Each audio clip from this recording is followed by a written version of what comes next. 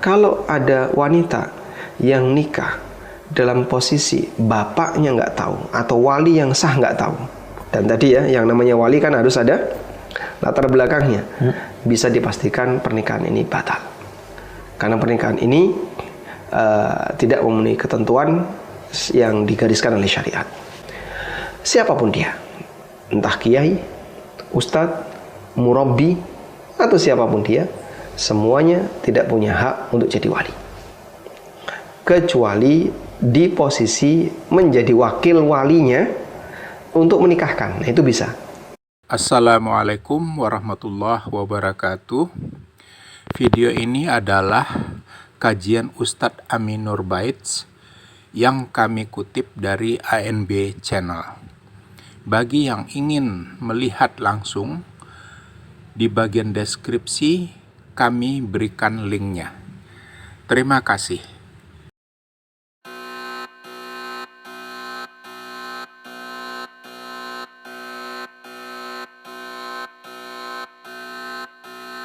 Kalau misalnya ada kejadian pernikahan ternyata tanpa wali, tidak ada walinya, ini sebenarnya status pernikahannya bagaimana? Apakah memang benar-benar tidak sah atau sekedar tidak afdol? Atau seperti apa Islam mengatur pernikahan serta hubungannya dengan wali, Ustaz?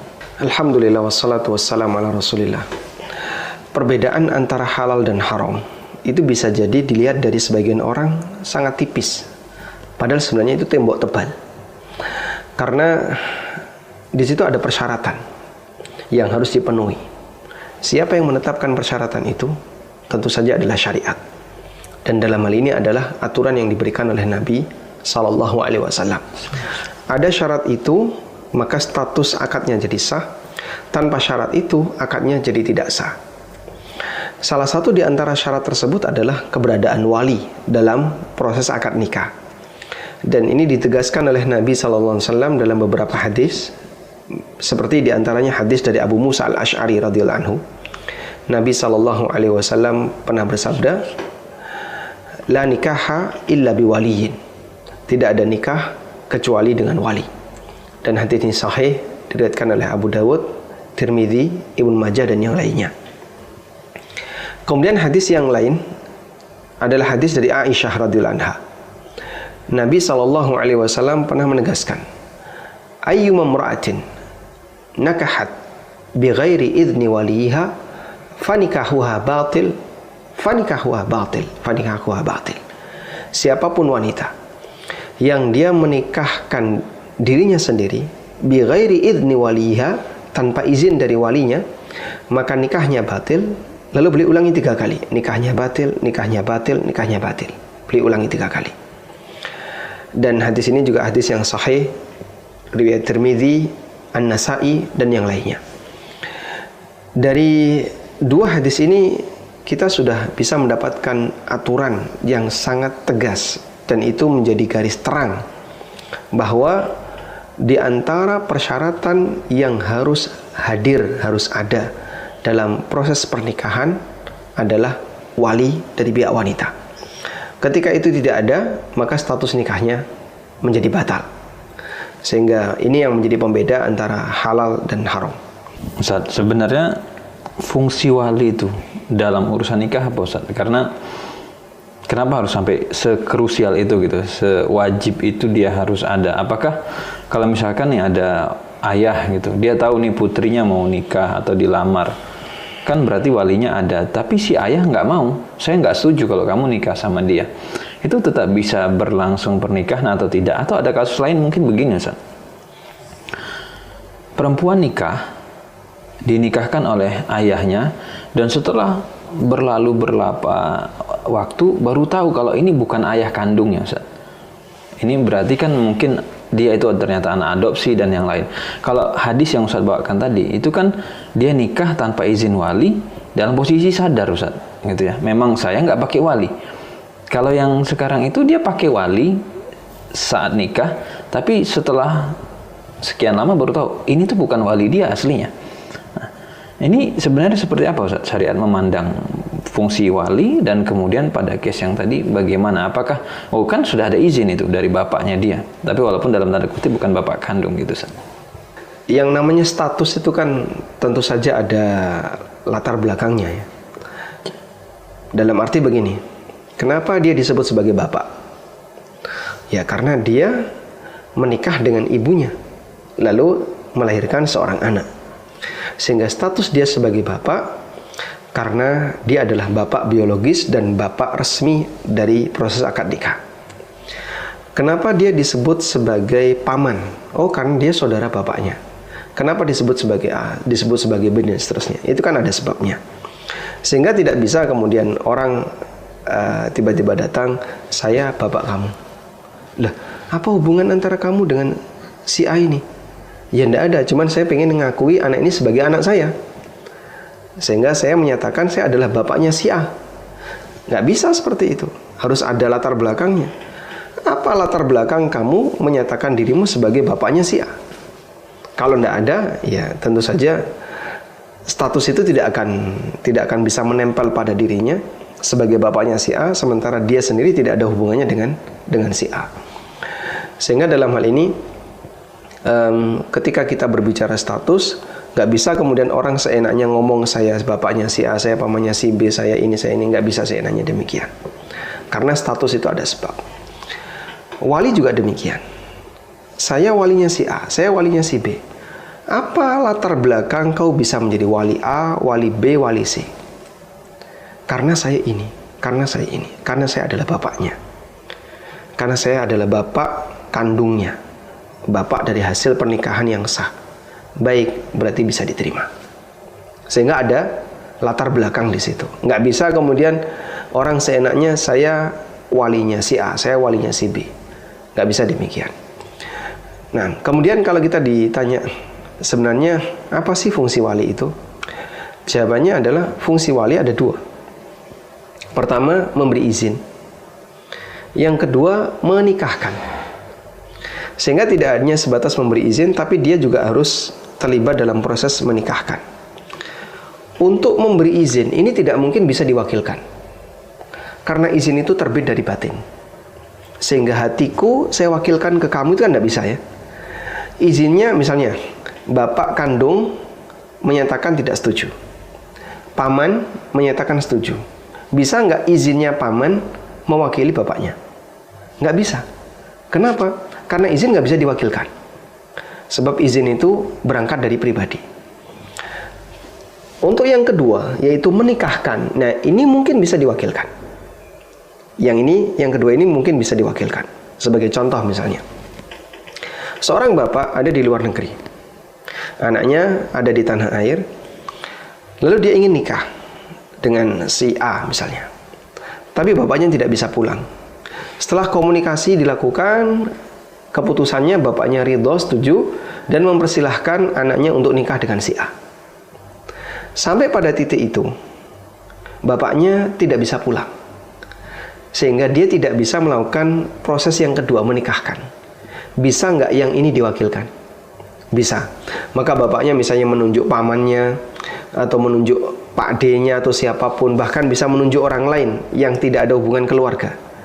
Karena wakalah itu bukan syarat harus dari pihak keluarga. Sampai pun untuk pejabat KUA misalnya, yang datang dalam rangka pencatatan, kemudian dia ditunjuk oleh pihak wali, tolong wakili saya untuk menikahkan putri saya. Bisa. Sehingga dilakukanlah akad wakalah di situ. Ketika dilakukan akad wakalah, maka wakil berstatus sebagai pengganti dari wali yang sah. Pengganti dalam hal apa? Dalam hal proses menikahkan. Bukan izin. Kalau izin nggak mungkin bisa digantikan. Izin itu harus dari wali. Maka Nabi SAW tadi menyatakan, ayyuma mra'atin nakahat bi ghairi idzni waliha fanikahuha batil, fanikahuha batil. Siapapun wanita yang menikah tanpa izin dari walinya, maka nikahnya batil. Maka kalau sudah nggak ada izin, nggak mungkin ada perwalian, sudah. Tapi kalau diizinkan, bisa nggak dinikahkan orang lain? Masih memungkinkan jika dia dapat wakalah tadi. Namun kalau sudah nggak diizinkan, mustahil seorang bisa nikah dengan wali yang sah. Kalau wali sudah nggak mengizinkan. Apalagi kalau walinya nggak tahu. Karena kan urutannya tahu, izin, baru menikahkan, kan gitu ya. Kalau nggak tahu, mana mungkin dia ngasih izin.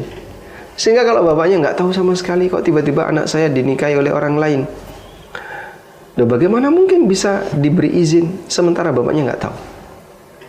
Maka kalau ada wanita yang nikah dalam posisi bapaknya nggak tahu atau wali yang sah nggak tahu, dan tadi ya, yang namanya wali kan harus ada latar belakangnya, bisa dipastikan pernikahan ini batal. Karena pernikahan ini tidak memenuhi ketentuan yang digariskan oleh syariat. Ustaz, kalau kiai gitu ya, atau mungkin ustadz tokoh agama, bisa nggak secara otomatis menjadi wali bagi santrinya, Ustaz? Jadi mungkin kan orang tua itu pada saat menitipkan anak di pondok, di sekolahan, di pesantren, memberikan kepercayaan, memasrahkan gitu, Ustaz, putra-putrinya atau anaknya. Bisa nggak kalau kemudian juga si kiai tadi atau ustadz tadi ambil alih ataupun peran untuk menikahkan si putri dan seterusnya? Itu bisa nggak, Ustaz? Jadi posisi perwalian itu ada standarnya. Pertama, dia harus dari keluarga laki-laki. Sehingga yang paling berat dalam hal ini adalah ayah. Kemudian kakek. Ya. Selanjutnya siapa lagi? Selanjutnya kalau dia punya anak, anak. Berikutnya adalah kalau anak di sini dalam mazhab jumhur boleh, tapi kalau dalam mazhab Syafi'iyah tidak boleh. Kemudian saudara laki-laki. Dan seterusnya sebagaimana urutan dalam kedekatan nasab. Ini wali karena nasab. Ketika tidak ada wali karena nasab, maka Nabi SAW memberikan arahan, fasultanu waliyun liman la waliyalahu. Sultan bisa menjadi wali bagi orang yang tidak punya wali. Sehingga sebab perwalian itu ada dua.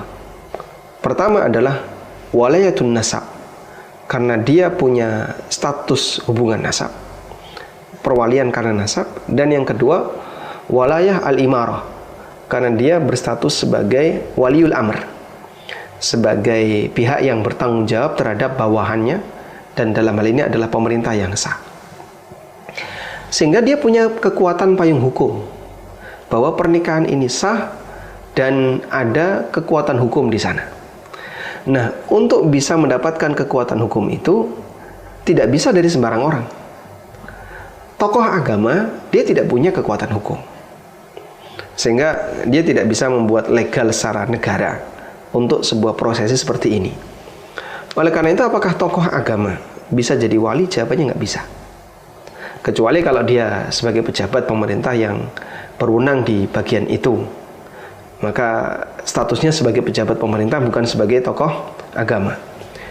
Siapapun dia, entah kiai, ustadz, murabbi, atau siapapun dia, semuanya tidak punya hak untuk jadi wali, kecuali di posisi menjadi wakil walinya untuk menikahkan. Nah, itu bisa.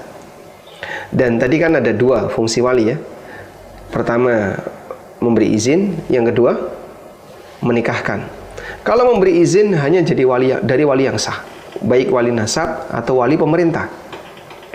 Tapi kalau menikahkan, siapapun mungkin selama dapat izin atau dapat wakalah dari pihak wali yang sah. Sehingga mungkin nggak kiai itu menikahkan muridnya. Mungkin kalau dia dapat wakalah dari perwakilan dari bapaknya. Misalnya seorang ayah mewakilkan kepada Pak Ustadz, tolong nikahkan putri saya sudah ngasih izin. Maka sang ustadz bisa menjadi wakil bagi bapaknya.